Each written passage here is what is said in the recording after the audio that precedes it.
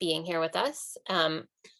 I would just like to let everyone know that we're recording this session and it will be publicly available on YouTube just a couple of days after we're done here. So keep in mind that you're being recorded. I would like to acknowledge that the place where the Clay Studio stands and where I sit today is part of the traditional land of the Lenni Lenape. We acknowledge the Lenni Lenape as the original people of this land and their continuing relationship with their territory. In our acknowledgement of the continued presence of the Lenape people in their homeland, we affirm the aspiration of the great chief Tamanend, that there be harmony between the indigenous people of this land and the descendants of the immigrants to this land, as long as the rivers and creeks flow and the sun, moon, and stars shine.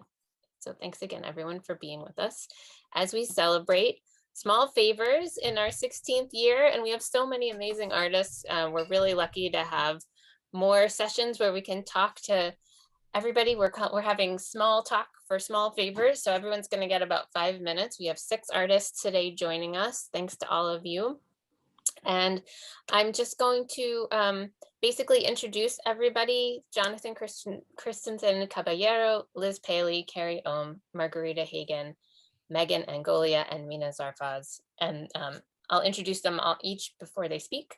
If you have any questions, please put them in the chat. As usual, we'll come back to them at the end. And here we go. So we're going to start with Jonathan. Jonathan Christensen Caballero, whose name is now spelled correctly on every section of our website, is a multidisciplinary artist born and raised in Utah. He earned his AS in art from Snow College, his BFA in ceramics and sculpture from Utah State University, and his MFA in ceramics from Indiana University. Jonathan has exhibited nationally and internationally, including at the Clay Art Center of New Orleans in Louisiana, Standard Ceramic Supply in Pennsylvania, Carbondale Clay Center in Colorado, and Tsukuba Museum of Art in Japan. He is now the resident artist at the Interdisciplinary Ceramic Research Center at the University of Kansas. Welcome, Jonathan. So I'm going to share my screen. So many buttons to push. There we go. All right.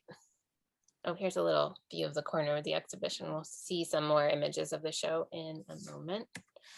So Jonathan, do you want to start by talking a little bit about the normal body of work that you do, not the tiny version? Absolutely. Yeah, so I make figurative sculpture, and I am a multidisciplinary artist, so I use a lot of different materials, from fibers to wood, metal, construction materials. And the concept behind my work really revolves around my upbringing, in that both my parents supported our family through labor jobs. My dad was a mechanic, and my mother worked in an elementary cafeteria. And my mother is also then immigrated from Panama to the United States, and in her early 20s. And witnessing them support our family through labor jobs really left an impact on me and on my psyche, and realizing, how much the body has to endure, and the resilience of the body, but as well as really the sacrifice that often laborers have to make to support their families. And it was really amazing to these differences, because I usually work life size. So these sculptures are quite large. So the one standing on to the right with a standing figure service, that stands at 9 feet tall or so.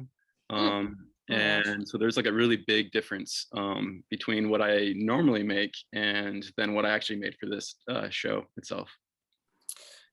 So I'll just ask what you said was so beautiful, and what sprang to my mind was it takes a toll on bodies, and it also is what supports you. I think you were saying it supports their families, and what in my mind I thought it supports the whole our whole society. Yeah, it's really the fabric of society more than anything, because especially in the last 5 years, there's really been a lot of dehumanization of the Latin community, and in very, very public ways.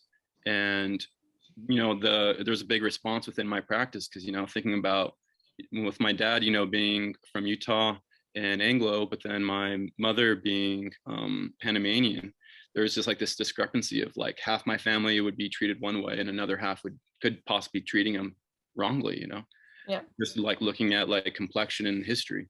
And so it's really like made it like a moral imperative for me to like make a practice that really kind of shows both like the work and like the value of the work, but then really like you know, that the Latin American body is not only for labor, you know, in the image in the left, you know, I'm also trying to show a moment of joy, because in a moment of who people are willing to work for, and really, and in turn, you know, for their families, for their communities, and for just society as a whole, to have the privilege to have like a quality of life. So Yeah, and that's a really lovely way to say it too. And the facial expressions, especially the figure on all the way on the left, it's just so, it's transcendent.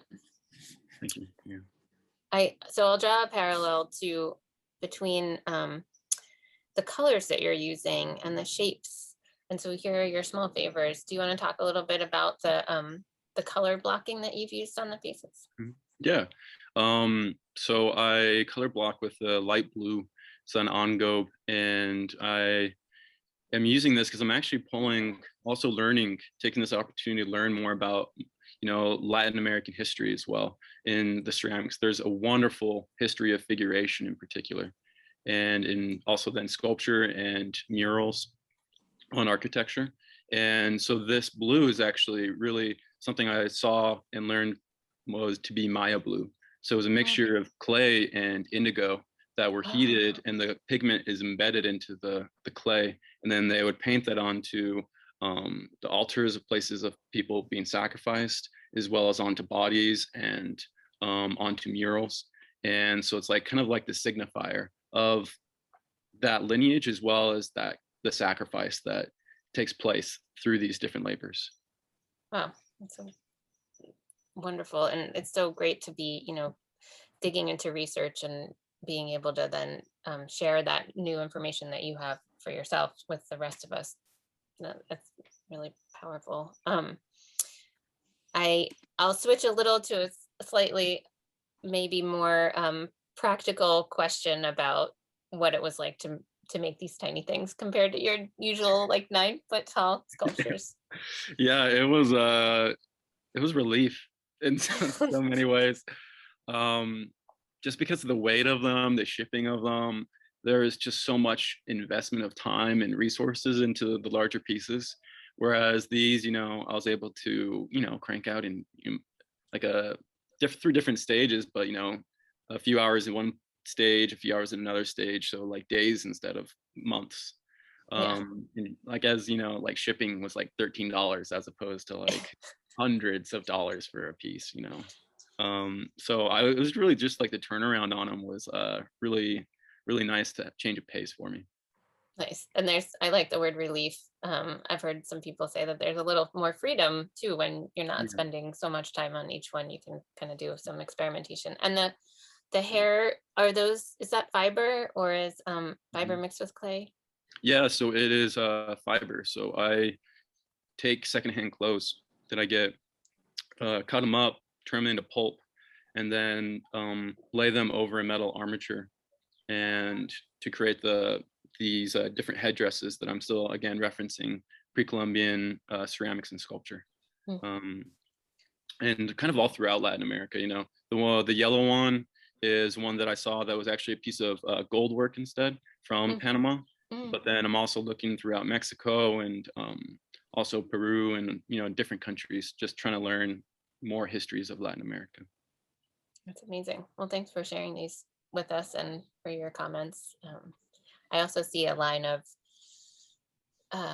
you know, environmental awareness, especially with like the recycling of clothes and things like that. That I think might be a theme throughout our talk today. Thanks so much, Jonathan. Again, if anyone has questions, please put them in the chat and we will get back to them at the end. Excellent. Okay. We're gonna turn to Liz now, and I just have to change my screen so I can read you her bio. One sec. Oops. It's not cooperating. Okay, Liz Paley earned her PhD in music theory from the University of Wisconsin-Madison. She is founder and curator of the Potter's Penguin Project, a community art project to make the impacts of global warming on distant places more immediately tangible to makers and viewers. And I just took a little snippet from everybody's bio, so there are many more things to say, but we're just going to stick to the short ones for now. Liz, would you like to tell us a little bit about your usual work other than SmallFavors? So, hi. So I came to pottery kind of late. I recently learned the word academic expat, which I like better than recovering academic, which is what I used to call myself. I feel like I've recovered. But I spent a lot of time in academia, and I ended up with a PhD in music theory. And then I started teaching, and in a kind of realizing I was in a job that I was not particularly happy in. And I decided, since academia is always 24/7, I would take time out during the week just to take one class in something that I had never tried before, and that would be okay. And I took a pottery class at the Arts Council, and the world didn't end. And that actually played a big role in leaving academia, not to become a potter, but just to that kind of recognition that there was a lot in the world to do and learn. So I started out taking wheel classes. Most of what I make, everything that you see on this page here is made on the wheel. I think what I usually am submitting to shows are pieces more like the one on the right, which is wheel thrown. It's made with a ravioli wheel texture. Exciting. And I kind of see I call them chickarinas. The pieces on the left are the accumulation of a degree in music theory and pottery classes, and also a background in physics and some math. So the chicken whistles have become kind of a focus for me to think about all of those things and play around with them. I just want to pause and say that all of those amazing, like, kind of highly academic intellectual things have landed you with chickens. Yes. And that might be my moment of joy for today.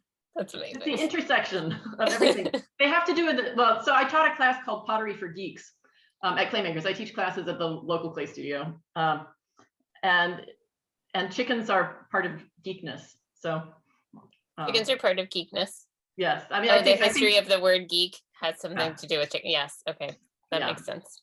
And then there's the acoustic, the acoustics and just being able to get something to make a sound. And it just fascinates me that you can get sound out of clay.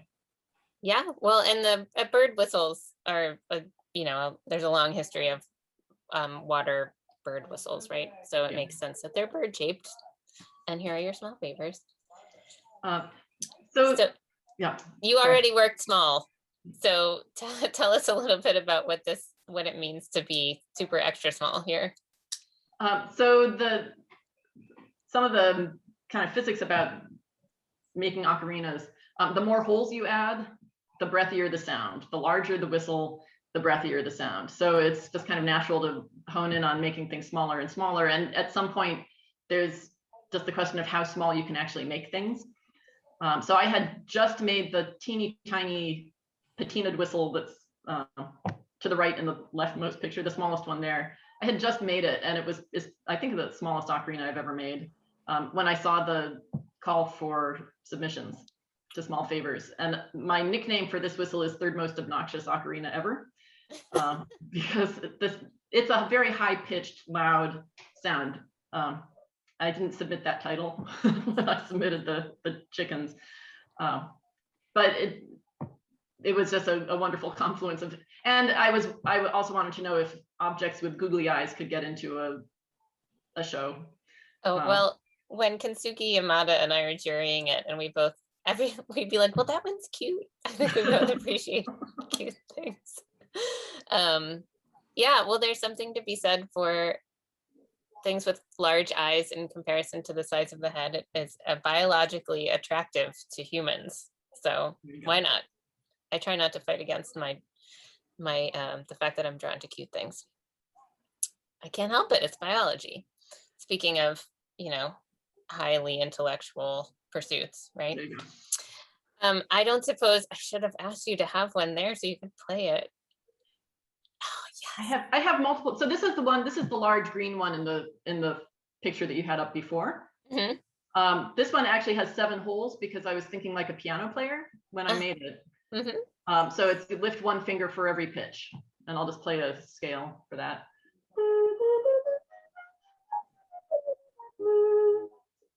Lovely. The more holes you have, the breathier the sound. So if you can reduce the number of holes, Oh my gosh. this one has 4 holes, almost as many pitches.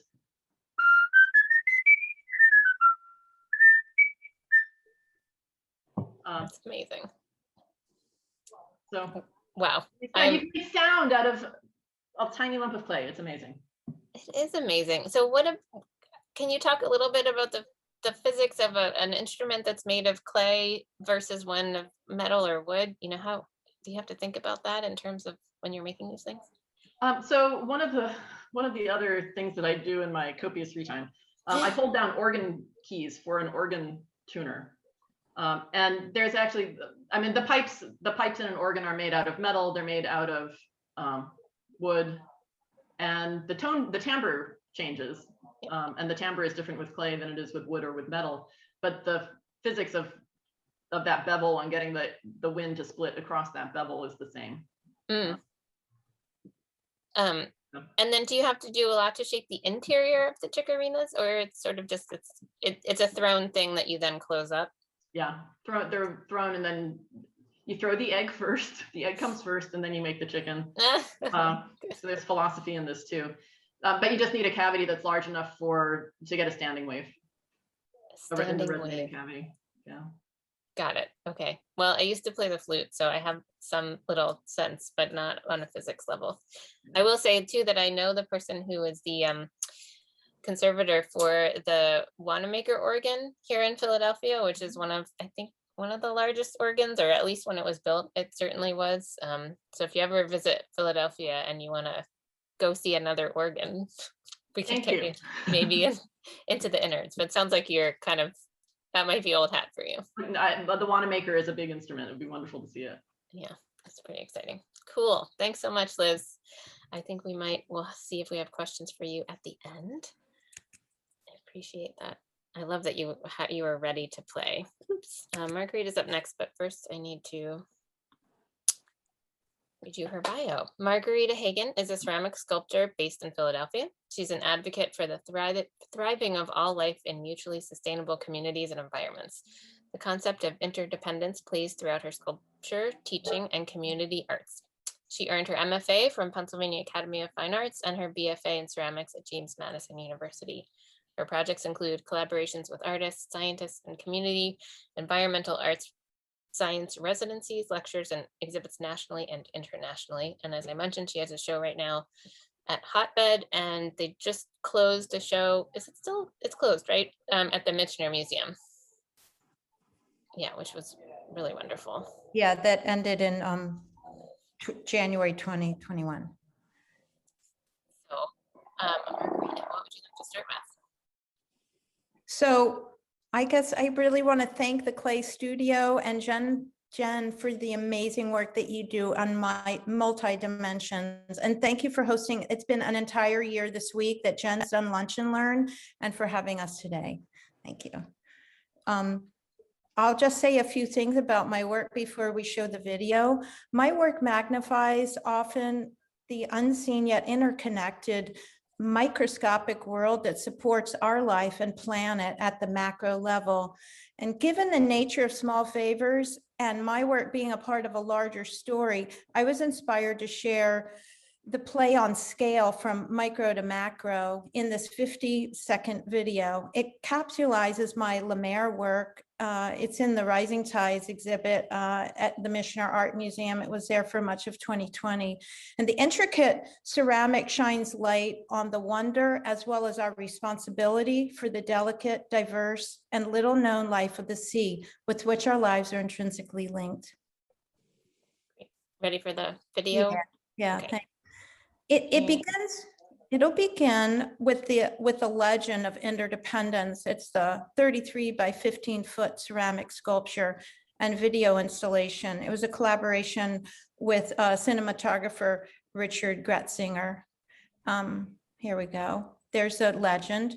And the ceramic is laid out along the ocean currents, and it expands out into a marine Milky Way. There is sound. I don't know if there isn't any audio available for us today. What you'd be hearing is first the hissing of the sound in space, and then a constant heartbeat, which is the heart of our planet, the blue heart of our planet, the ocean beating, and some ocean sounds. So we're moving through the space, and that projection showed Earth as it started through the eyes of Apollo 17 astronauts, and then the lens dives into the ocean with the call of the humpback mother and calf, and it is a constant heartbeat going. We scanned some sculptures, and here we're looking at The Beautiful Woman Has Come. It's a marine abstract sculpture of mine. It's English for Nefertiti. It was inspired by spawning female brain coral. You can see more details of that on my website. Okay. That's my I can Luminar series. I can share the link to that in the chat so people can watch it again. And I guess I could hear the sound, but I guess nobody else could. So sorry about that. So here's my Flora series was just launched really on the spring equinox with the opening of my current exhibit, Biospheres, with Anna Vizcara-Rankin at Hotbed in Philadelphia. So the inaugural Flora Shield trio is a tribute to our plant family who created our atmosphere, one of the key elements necessary for life on Earth. And this is the first shield of the series, Life. It's conceived in the spirit of a mandala and a tree of life. It reaches above and below, straddling the realms of the seen and the unseen. The detail shows the reflection of its interior world and ourselves when we peer inward. The exterior elements reach upward in homage to thriving and abundance. Life celebrates 9 branches of the plant kingdom, with many shields within the shield, and starting at the center where all life began at the microscopic level in the sea, it moves clockwise around and includes the most massive of all living organisms, the giant sequoia. And there's a legend for this piece on my website, but also you can visit Biosphere in a virtual exhibit on the Hotbed website and see it there too. That's great. Thank you, Marguerita. And I'll go to your small favors. Oh yeah. So I do address and magnify microscopic things and also very large things in my sculpture, but I was actually working on the Life Shield, and I realized that what I had started to put into the center of it would actually make a perfect small favor. So the little piece called Daughter Cell Bloom on the left is inspired by the microscopic, the phytoplankton. They live inside glass lace, beautiful houses. And this is inspired by Radiolarian, one of the earlier life forms on our planet in the sea.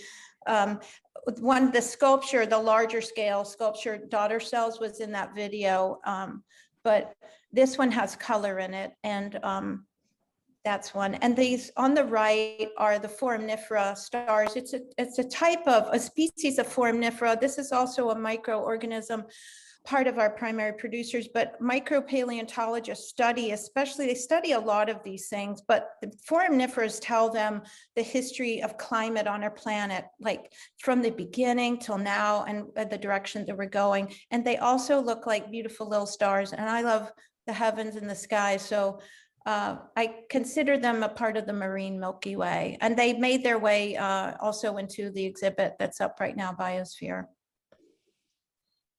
Thank you, Marguerita. I just want to note how wide-ranging the subject matter is for the artists who have spoken, and just the amazing amount of knowledge and research and just engagement with humanity and all of our kind of knowledge sources, which can get distilled into these tiny little 4-inch cubes. Yeah. Makes me so happy. Thank you. And thank you. I I'm glad that you mentioned it because I forgot to say that this is the 1-year anniversary of Lunch and Learn, and that makes me really happy too. Excellent. Thank you, Margarita. We are going to go to Carrie next, and I am going to, again, sorry. You think after 1 year I would have this down better, but somehow not. Carrie Ohm is a mother, a ceramic artist, and a mixed media artist, college art instructor, and Ironman triathlete. Whew. She teaches beginning through advanced ceramics and other 2D and 3D studio art classes at Chaffey College and Golden West College, both in Southern California. She earned her BFA in painting and ceramics from the University of Toledo in Ohio, and her MFA from the School of the Art Institute at Chicago. So thank you, Carrie. And here we go back to our other screen.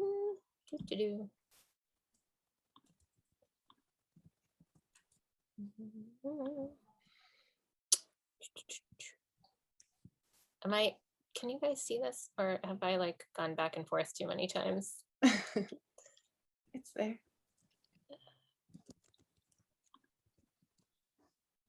Oh, no, I don't know what's happening. There, are we there? Do we see your first slide? Okay, thank you. So can you talk a little bit about your general body of work? Sure. Well, my work is pretty diverse. I was trying to think of a succinct and common thread. And the one thing that's pretty consistent in the work is a lot of the pieces deal with what we hang on to and what we let go of, and how those things are not always within our control.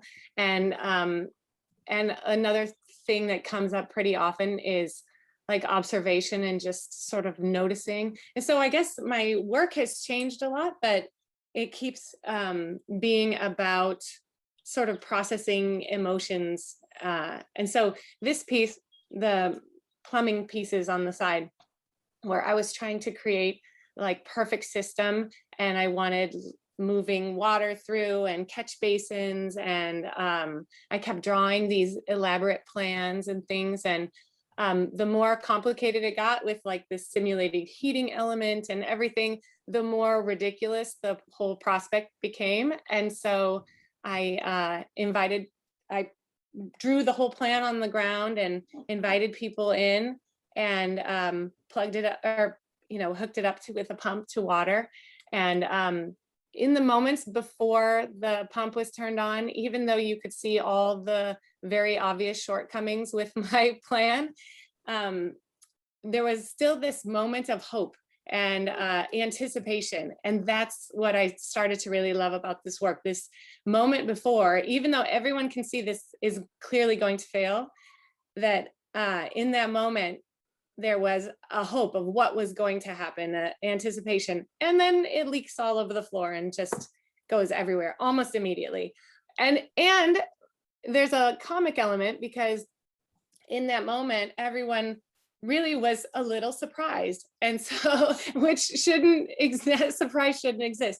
So I really loved working where I was engaging people with the clay work, and the pieces weren't like singular on their own, but they were interacting with each other, with an audience. So I did a synchronized swimming piece where the parameters were very low. So even though some of the people couldn't swim, it was still almost a guaranteed success. And different things like that, where I would sort of put people in unexpected situation or give them objects that were familiar but slightly different, and just to see how they would adapt. And there was always this moment of anticipation, surprise, joy, but they were kind of processing deeper things about what we can hang on to, what we let go of, and memory and things. And so this later piece is me actually literally trying to contain things by making containers that snap closed, that hold other things that can stack inside, and then they get packed into other containers. And this was kind of me trying to hold on to something really ephemeral, some like memory and things like that. And the work has kind of continued in that way, where I'm making bigger more bulbous containers, and this is all about the presentation. So maybe there's nothing inside, but the promise of what might be inside this giant dome, even if it's like Hope's Dream Air, you know, a stack of, I want to make beautiful stacks of food that fit the container exactly, but that's in the future. So I'm still trying to like incorporate people, and just kind of, it's been a little difficult in the last little bit because we're not around people as much. So but anyway, that's sort of my work. It's difficult to succinctly. No, I mean, I think you've beautifully indicated that it's this moment of anticipation, which unites the, you know, these two images are relatively disparate, but when you explain them, it's really both about that moment right before the thing happens, that you're trying to create that joy, hope, anticipation. Yeah. That's Yeah. amazing. Yeah. Thanks. I think it was very well. Yeah. Very well done. So I love that we had a small favor that you talked a little bit yesterday about the clear cube and what you did with that, and that we sensed that. So my colleague Naima Stith, who was taking all the photographs, definitely, and this was, you know, 2 months ago when she took the photograph, but she knew there was something there. So do you want to talk a little bit about why we're looking at the underside of your piece? Yeah, so as soon as I saw the format, and I really loved that the things were small for the same reasons that like Jonathan mentioned, you could work a little more quickly. So I was thinking of this as a sketch, but as soon as I saw that clear box that the pieces would be housed in, I wanted the underside of the sculpture to be as important as the top. And in my work, it's very silly and it's very fun, especially like you see the performance videos, it's very, very silly, but there's kind of a deeper meaning about these things slipping away. And so right away when I saw this, I wanted to have something that looks very commonplace and everyday and, you know, just fine. But then underneath there's like this knot, a little chaos, a little mess underneath. And so yeah, I kept thinking, what's underneath? Like that's like what's underneath is sometimes very different from what's presented on the surface. And I think that's sort of a very common idea right now where people have like a lot of buried feelings and stuff like that. And so yeah, the format was really inspiring for me. It just totally led me right to the idea. And then as I was working, I felt very liberated by the small scale, and it's so fun to throw so tiny, and to work with these little pipes. I could work very quickly, and I just had ideas coming, and then I realized like I've done this before. I'm back to pipes. So it was really a great realization. Just sort of freeing your mind and tinkering. It felt like tinkering. That's a good thing. Yeah, that's an I like that word, tinkering. It does feel like you can make mistakes. And it sounds like in addition to anticipation, you're sort of embracing failure. Yeah. And that idea as well. And then back to the anticipation, you know, the fact that you've created something that has a top and a bottom, and that the bottom is revealed. It's really along that same theme of it's that moment of the change from the anticipation to the actual event happening. Yeah. Now you have like little pieces of grass coming out of the cracks and stuff. So great. That was so, I mean, it's so fun to make the little rocks. I was getting a kick out of it. I was like calling my family in the studio, look at this tiny rock. They were less impressed than I was, but you know, sometimes it'll come back to you later. Yeah, but this has really kind of inspired me to new work, which the tinkering and the fun was here. The new work, you know, I have now imagined these like landforms with little thin pipes that lead to this huge knot of plumbing that maybe ends or not, and that becomes a structural nightmare. And so I am maybe wanting to revert back to this tiny size. Always be your sketch phase. Excellent. Yeah. Well, thanks for sharing that. Oh, thank you for this opportunity. Excellent. Thanks, Carrie. So now we're going to move on to Megan. Megan Angolia is a Richmond, Virginia-based figurative artist. Her tightly rendered ceramic portraits depict female forms while utilizing century-old clay techniques. After earning her BFA from the University of the Arts in Philadelphia, Angolia focused her studio practice on figuration. Her current series of portraits blends traditional ceramic techniques with contemporary feminist content. Her work is exhibited nationally, with recent work shown at the San Angelo Museum of Fine Arts and the Virginia Museum of Contemporary Art. She is a recipient of the 2021-22 Virginia Museum of Fine Arts Professional Fellowship. Congratulations about that. It's exciting. Thank you. So here is a little peek into Megan's usual work. So do you want to talk a little bit about these forms? Yes, so I work roughly half size right now for my current series. And like you mentioned, I'm kind of working within narratives that showcase aspects of like daily feminist narratives that are typically absent from fine art depictions of the female form. Historically, women are depicted as either like objects of desire or like accessories to men, and I'm really looking to kind of subvert that in the portraiture that I'm doing, and also kind of re-examine like the traditional parameters, like racially and then socially economically, that dictate a bust, because they're usually fairly regimented forms. So within my work, I'm kind of exploring more like interpersonal kind of aspects, things that you might say offhand to someone close to you. So titles become very important and dictate everything about my work. So the piece on the right, the one with the butterfly earring, that one's titled, "If You Find Me Dead in the Guest Room, It's Because I Tried Plow Pose." And that, for those of you who aren't familiar, it's a very bendy yoga move that it looks like a guaranteed way to snap your neck. So I definitely enjoy employing humor at times within the content of the work. And then for the other piece, that one's titled, "Well, maybe if she wasn't like that, men would treat her better." Which I feel like, unfortunately, there's a good many people that can relate to that on some level. Not always a positive thing. So like I said, titles are really central. But the work that I did for Small Favors this year is an offshoot of the series, but from more of like a technical aspect. So this is ear tile number 2, and it's more of like a practical aspect from what inspired it. So I don't normally work so small, but like I feel like other ceramic artists, I'm not always the most diligent doing my test tiles.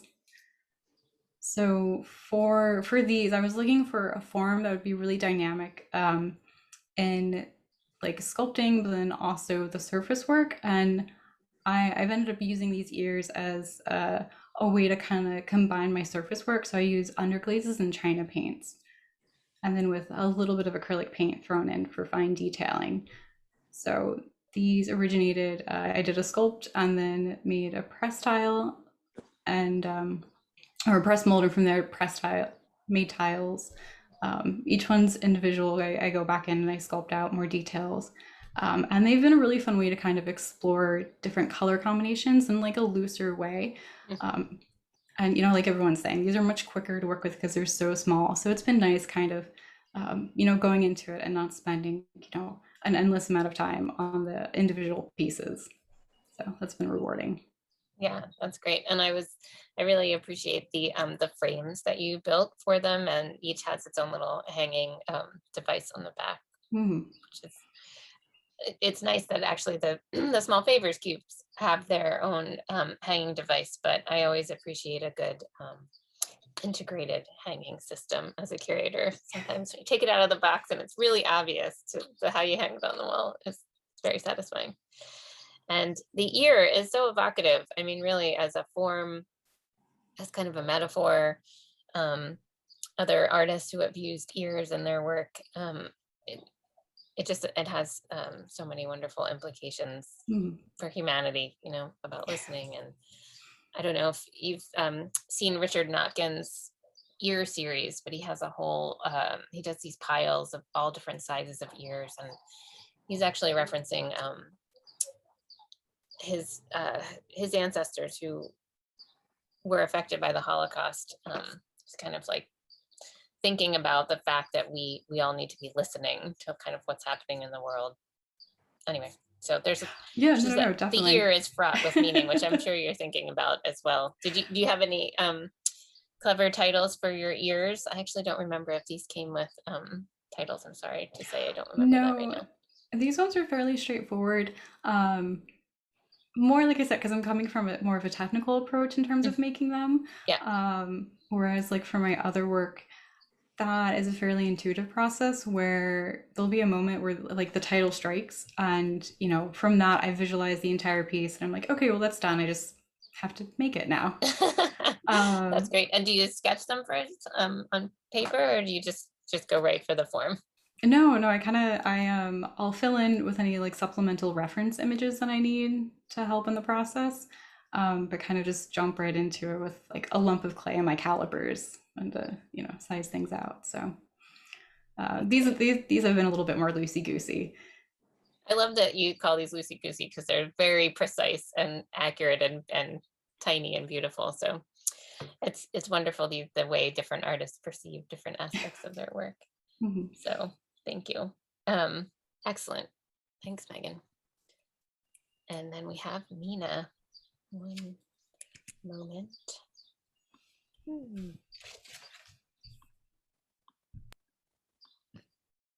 Mina Zarfsaz attended Pratt Institute and has her MFA. Something happened to my text. It got a little bit cut off, so I'm just going to say she earned her MFA from Montclair State University in Studio Arts. And you can tell us what I accidentally cut out there. She earned a BFA from the State University of New York in Business Administration. See, it got all flipped around, Mina. I'm so sorry. That's me. That's my energy. Well, that's true. Your piece in the show flips around. There must have been something happening. Very messy. Let me see if I can salvage myself here. I'm so sorry. That's fine. A BA in Business Administration from University of Al-Zahra and an Interior Design Certificate from Tehran University. Zarfsaz currently lives and works in Philadelphia, Pennsylvania, and holds teaching appointments at Temple University and Rowan University and Moore College, right, Mina? Yeah, this semester as a visiting professor, yeah. Zarfsaz was awarded an innovative teaching grant at Temple in 2019. Congratulations. I'm so sorry, can you tell us what I messed up in the beginning? No, it's good, it's all good.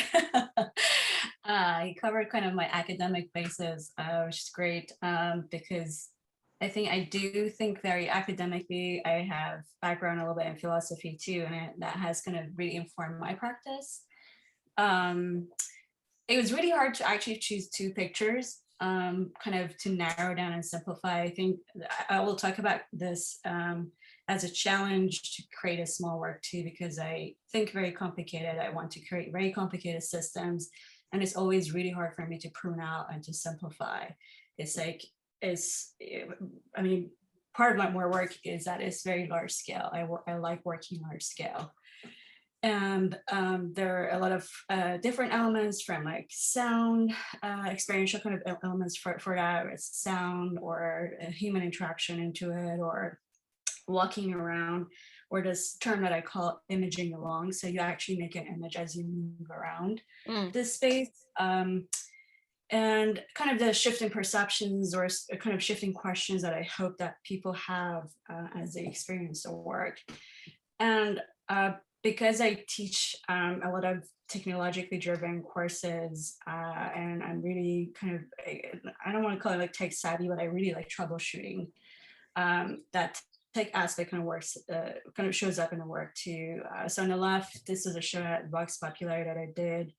And it was kind of this reiteration of the mirror space where all the reflections were physically reiterated, except that the two end mirror spaces, that if you put your body in the middle, either your reflection would be super diluted or like it would go away, or with the sound pieces that are like 6 recordings of Gertrude Stein's The Making of the Americans, and every one of them was from a different person. So like this idea of reflection of the sound, how does that itself kind of manifest? And that has been an obsession. I've been playing with sound a lot, and I know very little about music. I really want to work at sound now. You can hook up with Liz. Yeah. And it's really kind of, again, hard to document, as you see, you can see kind of experiential work, things that are about immersing yourself into that. And of course, that's, I'm telling you maybe like 1/3 of the story, kind of the my obsession with the mirror world, with my history being Iranian, and kind of this self-annihilation or this humiliation that comes within a mirror space, a fragmented space, is kind of always a little bit in the back of my head, which kind of ties itself to my other obsessions or intrigues, which are languages. English is not my first language, and I've learned a bunch of different languages, and I've always been, I don't think in any specific language. It's always like an act of interpretation constantly. And so that interpretation, so the language itself is not necessarily the subject, but it's the metaphors that comes with that are intriguing for me. So kind of following from that thread of the language, I did a piece for the window on Broad Street for the Rosenwald Gallery on Broad Street here in Philadelphia. And I had a lot of proposals for them, and eventually kind of stuck with this. I wanted to kind of make the space of the window to act like this live creature. So I make a lot of kind of robotic kind of elements. So they're all the kind of things that you're seeing in the window. It's really hard to see, and I really like that. You can't really kind of differentiate unless you're very close to them. They're kind of like this ghostly kind of figures. And I wanted to kind of push that idea of ghosts in the machine, that you can speak to them. So they're censored. There's a sensor actually at the bottom at the top of the window. If you kind of stop in front of the window, the machines would stop working, and they're like kind of broken languages and numbers. So there's aspect of communication, or this absurdity of language as a system itself, what I'm pushing in there. And there's a kind of augmented reality kind of aspect to it with that die that comes up when it's whole. You can see this fly flying around, which is kind of doesn't make sense for anyone. I'm like, yeah, that's the point. And there's a sound element, of course. Like, again, there's all these layers that I just constantly add and add and add as part of the thinking, as part of the making. And the sound is inspired by the forecast, the shipping forecast in the UK, which is very cryptid language. And they use this like weird language to just point out the severity or the location, but nobody uses it anymore. But the radio in the morning like broadcasts this, and everybody like starts their day that way. It's like, let's listen to this nonsense. So I kind of reconfigured that language into talking about kind of social and environmental issues about Philadelphia. So we kind of did a recording just like saying the severity of something in this location. It's absurd, it's broken language, but it's kind of, that's broadcasting on the street constantly. And you can see how uncomfortable it makes people. Like people just like look and they're like, what was that? Who was talking? But it's an interactive piece, and it's supposed to kind of, again, bring us this idea of life into inanimate or the dead, perhaps. Well, I mean, and that's amazing. And to, like you said, it was hard to pick two images, but you've shown us like how big and complicated and like immersive. And then, so what made you want to have the challenge of working inside the 4-inch cube? So this is funny because I actually knew about SmallFavors exhibition before I moved to Philly in 2016. Just right when I entered in 2016, I was commuting to Philly a little bit towards the beginning, and someone actually introduced me to SmallFavors, and I think because just like they were giving me a tour of Philadelphia, just like move here, and I was like, oh my god, this is amazing, I love it. And so it took me like 4 years to think in terms of how can I make this small, how can I make something small. And I think it was just the beginning of pandemic when I lost hope that I'm never going to be able to make any large scale work. There's no access to space anymore. This is it. In the moment of just kind of bringing things back together, I challenged myself to make something small, but not necessarily for this show. And I think, but I had kind of the specs a little bit in my mind, perhaps, or something. So funny enough, it's exactly the size of the box, but it doesn't fit in. So it's like I'm close enough to make it small work, but not there yet. So it's the piece, the title of the piece is part of it, and it's called Gut Feeling, and this is a kinetic piece that if you give it a little bit of a push, it starts rotating. So it's that kind of chaotic moment of like feeling sick. So that's kind of my attempt to, I think, simplify and prune, and it's still kind of metaphorical, but for me, it's very literal, and I don't work literally. It's always about metaphors. It's always about 100 steps removed from the actual thing, which is a big challenge for me, and a big challenge for my audience and people who I collaborate with. I'm collaborating with scientists for the past year at the Science Center, and the issues of accessibility. Just how far do you want people? What are the toe holes for people to kind of enter the work? I just keep pushing through, Yeah. Well, and the fact that this is simple yeah, for you, and you spent some time at my desk in the clay studio with like all these different battery packs and wires, and because it's challenging when it's complex. Yeah. It works, and it's easier to troubleshoot. For this, the rattling, which I didn't kind of like, I was like, I'm just gonna frame, I'm gonna put a motor on it, it's gonna put stomach in there, it's gonna work out. It's like, oh my god! I chose a frame for it, and because I was like, I never paint, I want to paint, and the element of frame is very obvious in my work. I work with this idea of opening or frame, or like the screen is always kind of reiterative. Yeah. So there was I guess subconscious, there was a reason I wanted to work with that frame kind of looking thing. Yeah. But it had more challenges than working any other project, I think. Especially like even to the show, I'm like, I'm still kind of figuring out how to hook this up. Yep. Yeah. We had how do we get it on the wall? Anyway, it's great. I love that this little thing can be just as challenging as something maybe the next 4 years I'll have a very small piece. It's like a super tiny, still gonna be complicated, I bet. Yep. Well, that's great. Thank you so much. I am going to go to the chat now to see if we have any questions. And if you have a question that you want to just say offline, or take yourself off mute and say in real life, please feel free.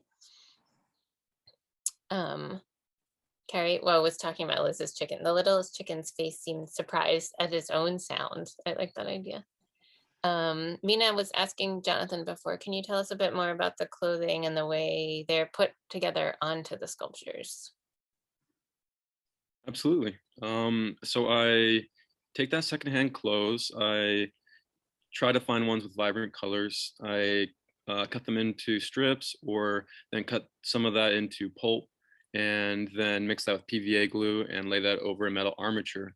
But conceptually, I'm really choosing every single material that I use. I want that to have some sort of connection to the laborers in working now. So whether it be in construction, a factory job, agriculture, or a service industry, I'm always choosing the material to have some sort of relationship to their lives, or what resources they would have access to, being someone who is lower class. Like for myself and growing up, I remember always having secondhand clothes, and I still have some even given to me today. And for a long time, it was something that, I don't know, I guess it kind of bothered me in some way, and I just kind of always would push it to the back of my mind and just didn't want it to define me. And then within graduate school, then I remember my faculty challenging me to like use a sculpture entirely out of fiber instead. And so that in a way, taking the association and power of clothing and fiber in particular, in this instance, and using it to critique the system that I see like problematic. Yeah, that's amazing. I love that you're sort of thinking through the whole process of even what kind of clothes to use. It's amazing. Thank you. And then Jonathan asked, Liz, do you write music for these chickerinas, or do you play with other people? I sometimes play with other people. I don't tune them to each other, so they just end up being whatever pitches the volume determines the pitch. But I know how to play specific tunes. I typically play Schubert's, the melody from Die Forelle, The Trout by Franz Schubert, because it fit, and that's what I've learned how to do quickly.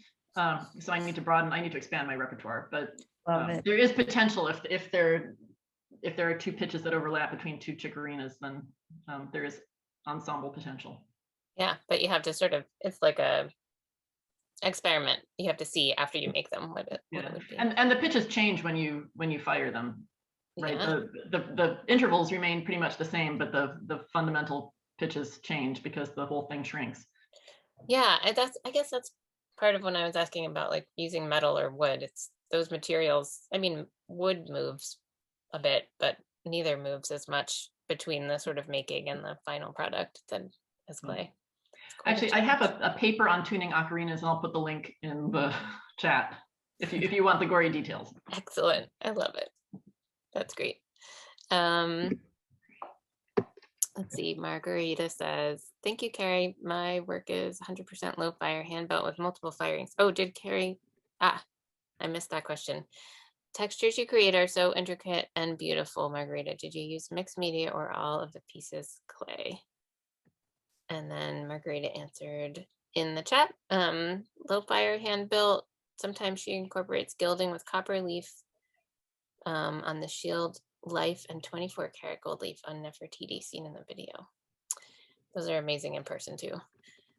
And then, oh, Jonathan answered that question. Thanks for explaining, says Mina. Thanks, everybody.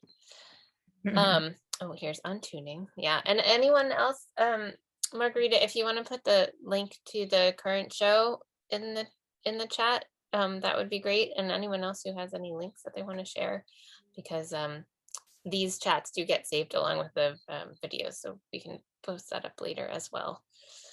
I'm very excited. I just want to thank all the artists again so much. I really enjoyed this. Thank all of our guests, and then thank my colleagues at the Clay Studio, Naima Stith, Shannon Jones, and Josie Backelman. The show of 300 objects would not be able to be possible without the whole team working really hard. It's quite a challenge, but it is always satisfying. So thanks. And there's Jennifer Martin. Thank you, Jennifer Martin. And Raymond Rourke, I don't think is with us today, but he's another essential part of the gallery team. So thanks, everybody. I hope you have a great day. And join us next week and the following week for some more Small Favors artists. And I see Kensuke's on the call. I'm going to try to get him to come on and say a few words, maybe at our last Small Favors wrap up from the juror. Okay, thanks, everybody. Have a good day. Thank you. Thank you. Thank you. Have a good day. You too, Ellen. Bye. Bye, Ellen. Bye, Wendy, darling.